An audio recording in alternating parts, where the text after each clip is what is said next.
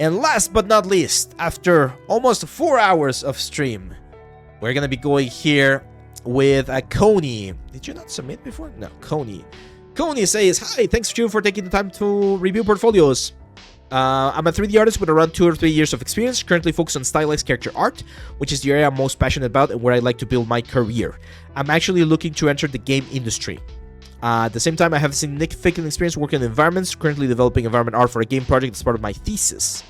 My main concern is how to best present this in my portfolio. Right now, my portfolio is focused on character work, but I'm unsure whether I should include my environment work to keep it strictly character focused to maintain a clear professional profile. I would really appreciate feedback on whether my portfolio clearly communicates a strong character or direction, if including environment work would strengthen or weaken my position, the overall quality of my pieces, and how to improve or what to improve." Let's take a look. Coni. Okay, so because this is very heavily stylized, I would probably encourage you to keep it as a character. I understand that you're doing an environment, but it definitely would look quite a bit out of place with all of these characters right here. So I would probably not include the environment. Now let's take a look at some of these pieces. This one I really like, but I feel the textures are looking a little bit dirty. You gotta be careful with this.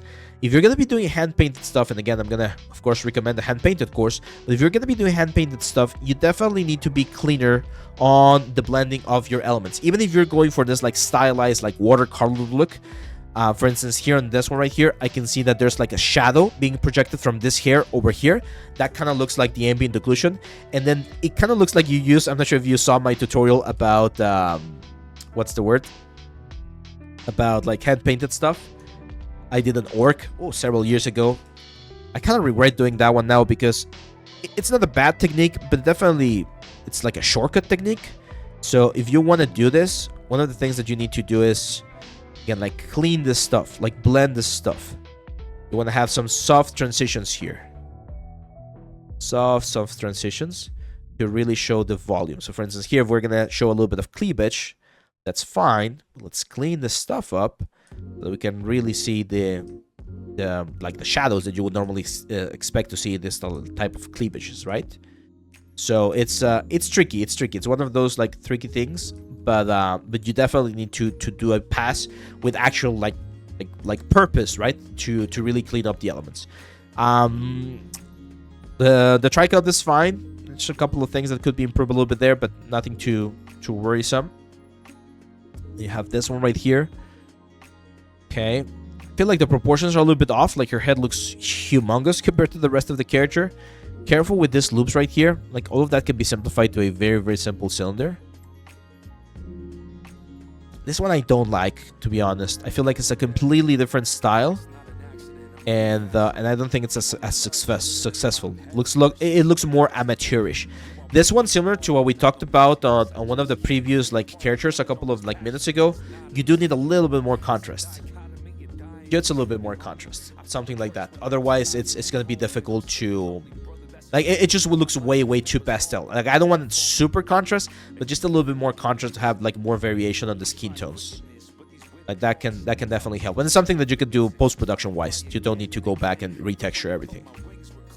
I feel like I've seen this cat before. I'm not sure if you showed it to me before at some point, but I've seen the concept before. Yeah, I've seen that concept. It's a good concept. Again, I don't think the execution on this one's good, my friend. I'll probably take this one out. And this one's a little bit better. I like that the stitches and several parts of the character look a little bit cleaner. In this one in particular, we have a similar issue to what we had on some other like previous character on the portfolio review. So when you're dealing with a character, and we're gonna finish with this, when you're dealing with a character, you always want the character to be, or the attention of the character to be here, right? On the top part of the character. So right now, again, if we desaturate this character real quick, you're going to notice that we have a lot of contrast on the shoes and a lot of contrast on this like lower part of her skirt and not as much contrast on her face. So our attention is going here, and we don't want that. So what I'm going to do here, it's a very simple trick. I normally do this instead of like substance, but I'm just going to use a soft brush with a black color. And I'm gonna paint all of this area right here. Okay, like that. And then we're gonna set this to saturation mode. What this will do is it will remove all of the saturation. And what we can do is we can remove a little bit of saturation from the lower portion so that we remove some attention from this whole thing. Pepsi Lipton, of course, man. You can ask as many questions as you want. Now I'm going to duplicate that element and I'm going to set this to something like an overlay or like a multiply or darken. Yeah, something like that. So as you can see, these two layers right here, I know they're being very aggressive right now, but I just want to like prove a point. These two layers that I'm doing right now, I'm changing the way that we visually perceive this character, and I'm bringing more attention to the top part of the character. I'm going to try to remove some of the elements right there. I'll probably darken this. Actually, let's keep this in. There we go. Darken is probably going to work a little bit better. So by darkening that part right there, right, like the bottom part, and desaturating a little bit, we're bringing the attention to the top part of the character. It's a very common thing. They do this in League of Legends all the time. They do this in Dota all the time. They do this in World of Warcraft all the time, where you have a gradient going from the lighter area to the darker area. And this is very, very, very important. Let's see. When I copy in Blender the unwrap model, they will share one unwrap right. But when I merge them to other objects, unwrap starts to multiply. There's a question. How can I have... to be honest, I'm not sure, man. And yes, as Philip is saying, it's better to...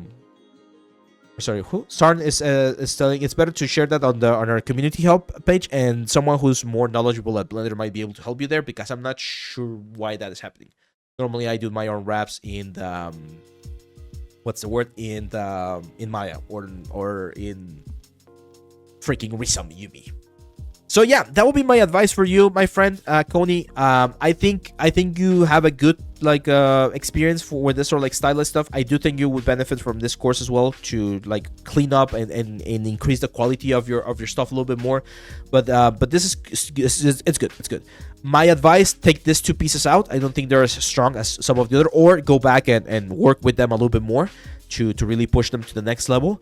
And don't include the environment, because this is a very particular style that you are already building on your profile. So including the environment, unless it's on a similar style, like if it's also hand painted, stylized, pastel looking, then sure, just add it. But if it's like more realistic, definitely not. It's gonna look very, very weird.